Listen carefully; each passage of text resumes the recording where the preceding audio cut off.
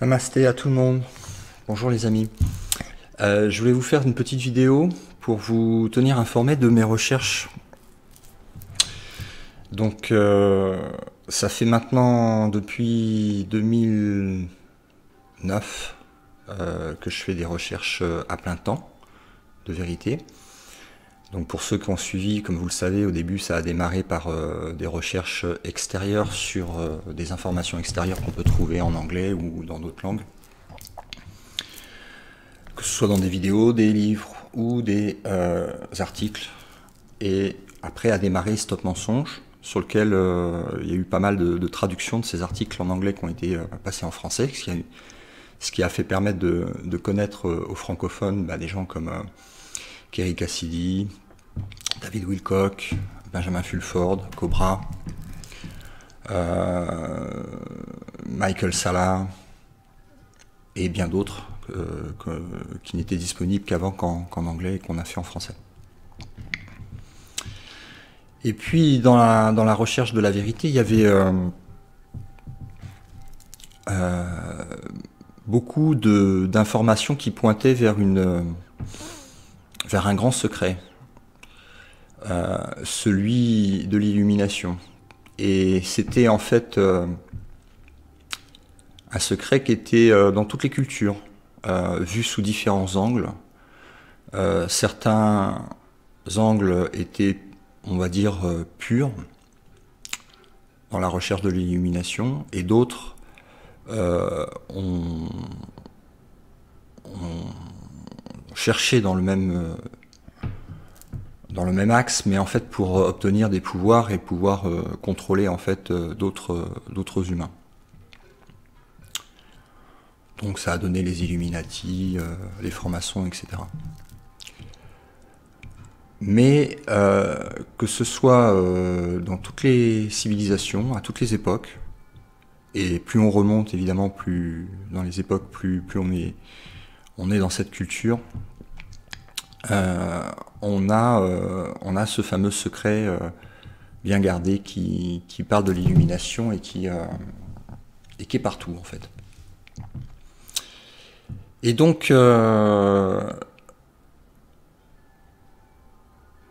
ça a poussé les recherches en fait vers des recherches intérieures. J'ai démarré en fait la méditation il y a 4-5 ans.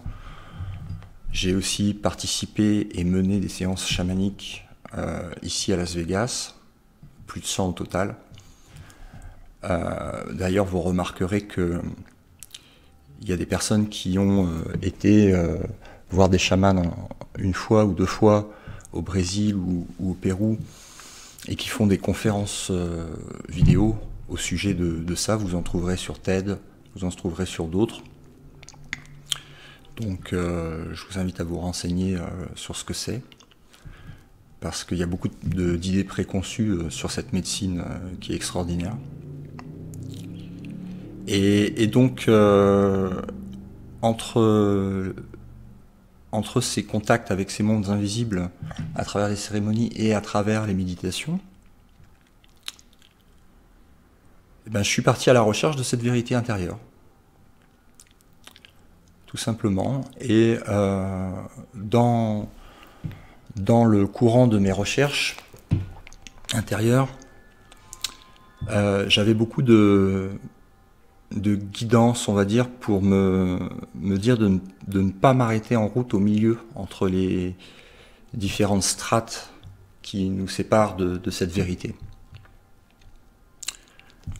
Par exemple, on m'avait expressément dit de ne pas m'arrêter à tout ce qui est du domaine de la forme, du domaine du visible, que ce soit en fait des apparitions d'êtres angéliques, ou que ce soit des contacts extraterrestres, ou des vies antérieures, ou n'importe quoi de visuel, n'importe quoi du monde de la forme. Et donc j'ai été d'abord poussé par la volonté de rencontrer le Créateur et de développer de plus en plus d'amour que la personne en fait physique était capable de faire, d'aller dans des gammes en fait d'amour beaucoup plus élevées, beaucoup plus inconditionnelles, mais qui dépassaient ce que je pensais à l'époque pouvoir faire en tant qu'être humain et à raison au final. Et puis j'ai eu plusieurs expériences où j'ai traversé en fait ces mondes entre le monde de la forme et le monde de l'invisible. Un monde qui est difficilement qualifiable, que je pourrais qualifier d'énergétique, mais c'est au-delà de ça. Et ce monde invisible, il est unique. Il est un. Il n'y a pas deux. C'est un. Et c'est ce qu'on est. C'est ce qu'on est vraiment. Et donc ça s'appelle le soi. Alors ça peut porter plusieurs noms.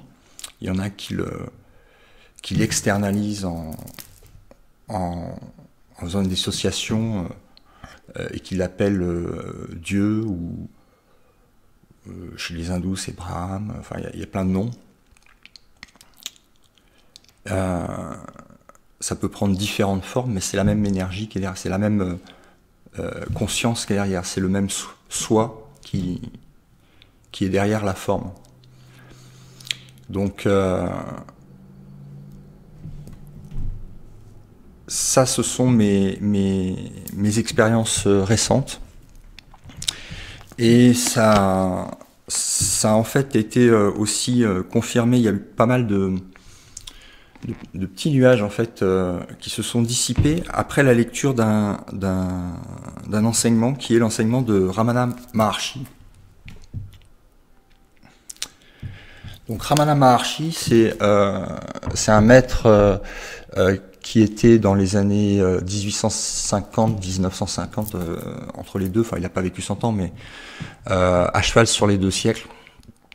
Et qui était qui s'est très très tôt en fait réveillé, puisqu'il s'est réveillé à l'âge de, ça a commencé à l'âge de 17 ans, suite à une expérience de mort imminente. Et puis il est devenu après, enfin c'est pas lui qui a décidé, hein, c'est ceux qui le suivaient, parce qu'il dégageait une telle énergie de plénitude, de grâce, que les gens se sont automatiquement rapprochés de lui et lui ont demandé comment il avait fait son réveil. Donc il est devenu, il s'est jamais donné le titre de maître, ses suiveurs qui lui ont donné ce titre. Je fais la précision parce que je sais qu'en France il y a un vrai problème de culture par rapport à ça et aux différents exemples qu'il y a pu avoir de différents gourous qui n'étaient pas forcément non plus réveillés, chacun à des stades différents. En tout cas, celui-ci était bien réveillé. Et il est devenu aussi, il a éveillé beaucoup de personnes, dont Papaji, qui est devenu après le maître de Moji, qui s'est lui-même réveillé. Donc tout ça, c'est les mêmes enseignements. Et les expériences que j'avais faites en méditation, ou en séance chamanique,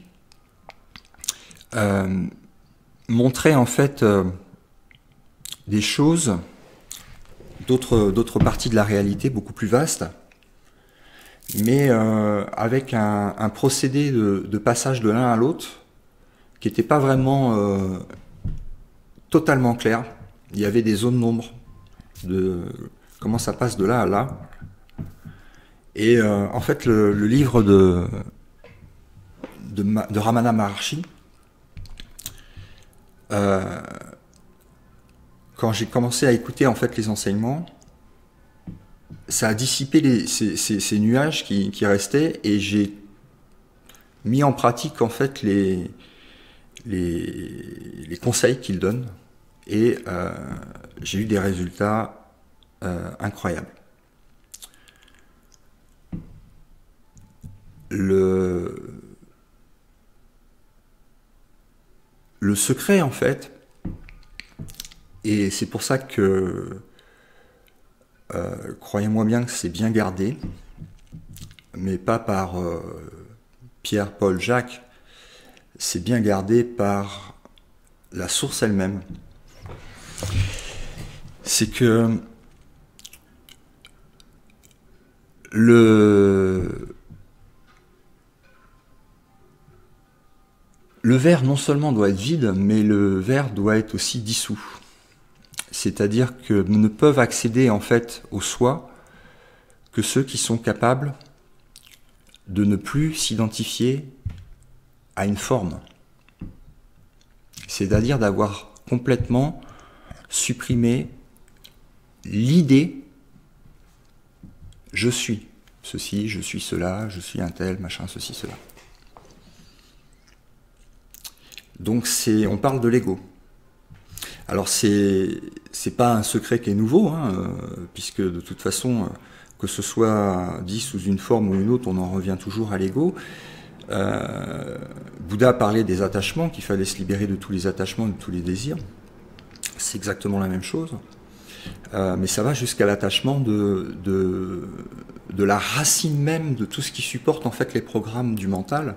C'est la notion, la pensée « je suis », qui crée cette bulle de séparation autour d'une forme et qui sépare du fait tout ce qu'il voit en étant des choses séparées. Et ça part de la première idée de l'ego, je suis. Donc si je suis ceci, cela et autre chose. Et quand cette présence, je suis, avec le petit J majuscule et le petit S minuscule, minuscule les deux, disparaissent, il y a un vide qui s'installe et vous êtes entre les ponts entre les deux. Il y a d'un côté un observateur et de l'autre côté l'unité qu'on est tous. Et ça, c'est l'ouverture du troisième œil. Et voilà où ça mène. Et donc je vous invite à aller regarder en fait les enseignements de Ramana Maharshi. Et puis si vous avez des questions, n'hésitez pas à me les poser. Je ferai un plaisir de vous répondre. Vous pouvez me les poser sur Skype en m'ajoutant mon adresse Skype, c'est NC_Freeman. F-R-E-E-M-A-N. NC_Freeman.